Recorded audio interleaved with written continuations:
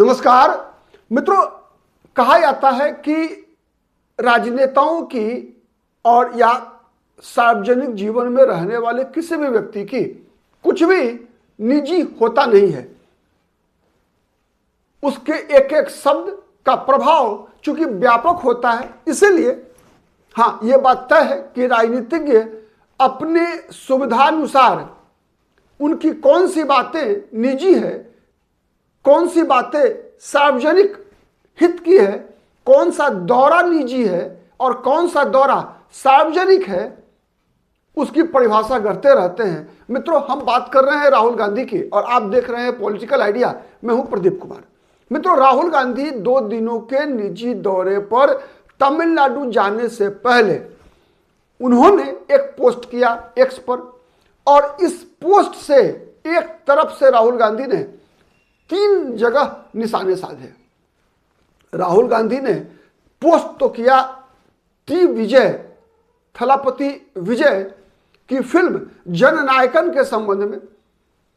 आपको पता है कि थलापति विजय ने अपनी एक अलग पार्टी बनाकर टीवी के बनाई है और इस विधानसभा चुनाव में उनकी पॉलिटिकल डेब्यू होना है। टीवी के की रैलियों में तमिलनाडु में जबरदस्त भीड़ आ रही है। युवाओं के अंदर एक आशा की किरण बनते हुए थलापति विजय दिख रहे हैं।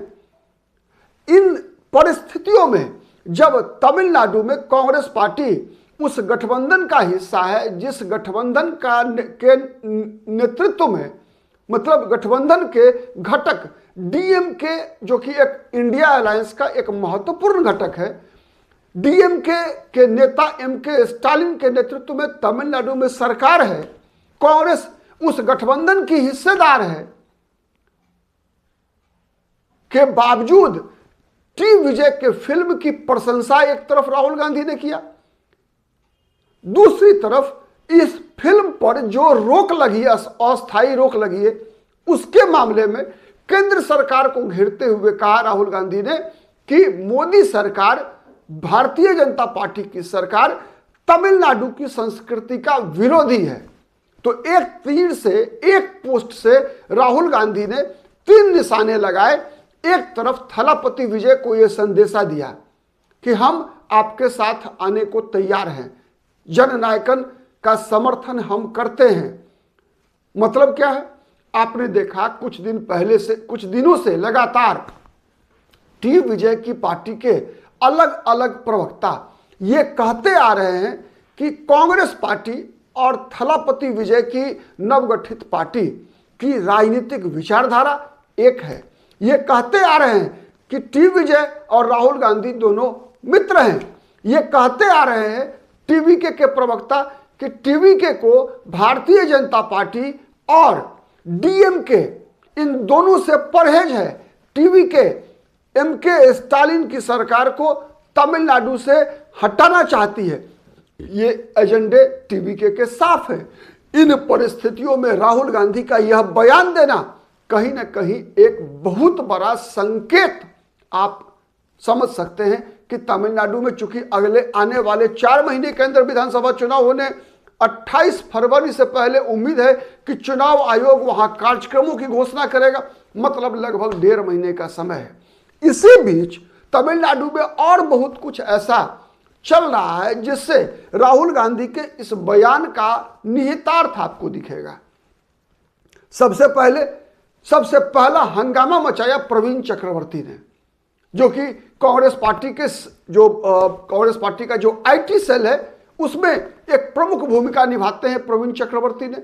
जब संसद के सत्र के दौरान कनिमोझी ने, जो कि एमके स्टालिन की बहन है, लोकसभा में डीएमके की नेता है, उन्होंने एमके स्टालिन की इस बात के लिए प्रशंसा की कि एमके स्टालिन के 5 वर्षों के शासनकाल के दौरान किस प्रकार से तमिलनाडु की आर्थिक स्थिति सुधरी है।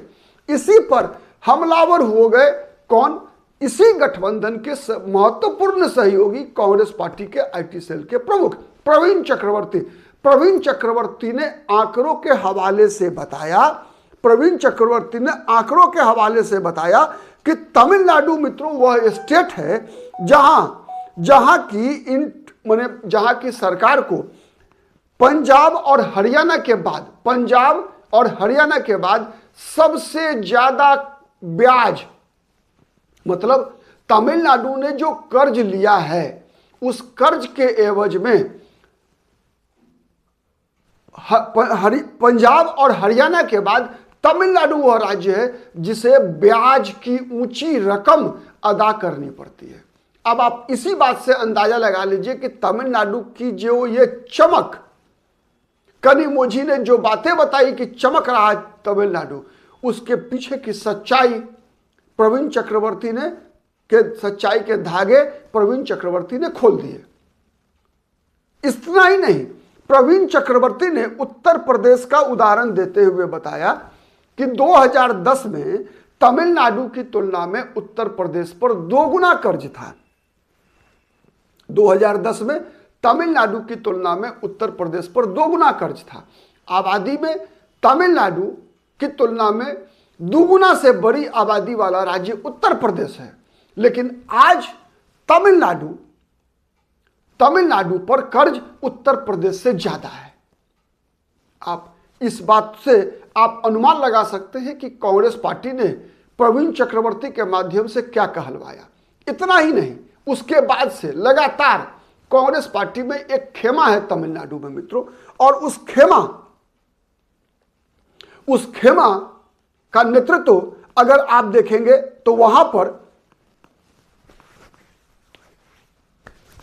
एक खेमा ऐसा है जिसका नेतृत्व वहां के प्रदेश अध्यक्ष, उनके बारे में कांग्रेस पार्टी के ही कई सांसद ये आरोप लगाते हैं तमिलनाडु कांग्रेस पार्टी के प्रदेश अध्यक्ष पर कि ये डीएमके, मतलब डीएमके से आर्थिक लाभ के लिए डीएमके के सामने कांग्रेस के हितों से कंप्रोमाइज करते हैं। दूसरा खेमा है मणिकम टैगोर जैसे सांसदों का, जो कि माना जाता है कि केसी वेणुगोपाल जो कांग्रेस पार्टी के राष्ट्रीय महामंत्री संगठन है उनके काफी नजदीकी है केसी मणिकम टैगोर जैसे सांसद। तो अभी मणिकम टैगोर ने कई बयान ऐसे जारी किए मित्रों, जिसमें उन्होंने कहा कि कांग्रेस पार्टी को तमिलनाडु में अब सत्ता में हिस्सेदारी चाहिए। अब समय आ गया है, अब तमिलनाडु में वो दौर नहीं रहा जिस दौर में करुणानिधि और जयललिता जैसे करिश्माई नेता हुआ करते थे। मित्रों, जब से कांग्रेस पार्टी, अगर आप देखेंगे 1967 में अंतिम सरकार थी भक्तवत्सलम की, कांग्रेस पार्टी के मुख्यमंत्री थे, उसके बाद से लगातार तमिलनाडु के अंदर दोनों क्षेत्रीय दल द्रमुक और अन्ना द्रमुक में सीके अन्नादुरई, फिर एम करुणानिधि और अब एम के स्टालिन, वैसे ही अन्ना द्रमुक में एमजी रामचंद्रन, फिर जयललिता, कुछ दिन के लिए जानकी रामचंद्रन थी, उसके बाद अब ओ पनीरसेल्वम से होते हुए पलानीसामी के बीच सत्ता झूलती रही। लेकिन पहली बार ये चुनाव अगर आप देखेंगे तो ऐसे परिस्थिति में हो रहा है, दूसरा चुनाव मान कह लीजिए आप 21 के बाद दूसरा चुनाव है, जब सत्ता की दौड़ में करिश्माई नेता कोई नहीं है, न जयललिता न एम करुणानिधि, कोई एम के स्टालिन न पलानीसामी, किसी के अंदर वो करिश्मा नहीं है जो जयललिता, एमजी रामचंद्रन, एम करुणानिधि के साथ हुआ करता था। तो दोनों राष्ट्रीय पार्टियां, चाहे भारतीय जनता पार्टी हो चाहे कांग्रेस पार्टी हो, को लगता है कि this is the right time, this is the best time to explore the possibility of the party. तो यह सबसे बड़ा एक मौका है, और इसी मौके को भुनाने के लिए मणिकम टैगोर हो, केसी वेणुगोपाल भीतर से ये प्रयास कर रहे हैं कि कांग्रेस पार्टी के एक तो सीटों की संख्या बढ़े। पिछली बार कांग्रेस पार्टी 25 विधानसभा सीटों पर चुनाव लड़ी थी, 25 विधानसभा सीटों पर।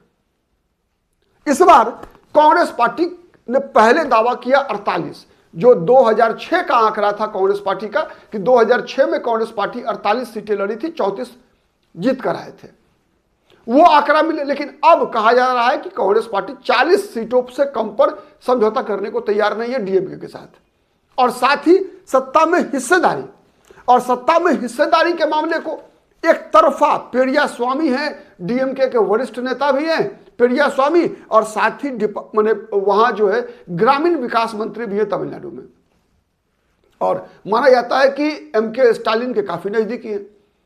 उन्होंने सिरे से खारिज कर दिया कांग्रेस की इस मांग को कि कांग्रेस पार्टी के साथ डीएमके सत्ता में हिस्सेदारी करेगी। तो क्या राहुल गांधी का यह बयान टीवीके के प्रवक्ताओं के द्वारा कांग्रेस पार्टी को दिए गए ऑफर के खिलाफ, ऑफर पर एक सकारात्मक प्रतिक्रिया है?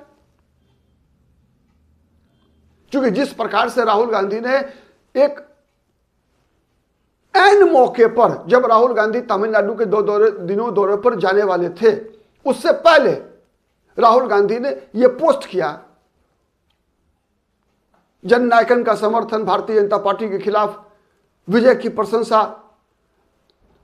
तो ये 3 तरफ इशारा करता है। एक तरफ तमिल संस्कृति का विरोधी बीजेपी को बता रहे हैं इसलिए कि जननायकन को रिलीज करने में जो परेशानी आ रही है, जननायकन पर जो रोक लगाई गई, थलापति विजय की प्रशंसा के बहाने संकेत डीएमके को भी है और थलापति विजय को भी है कि थलापति विजय के साथ हम आने को तैयार है, और डीएमके के लिए है कि आप या तो हमारी मांगे मान सकते हैं, अदरवाइज कांग्रेस पार्टी के पास एक दूसरा विकल्प भी मौजूद है।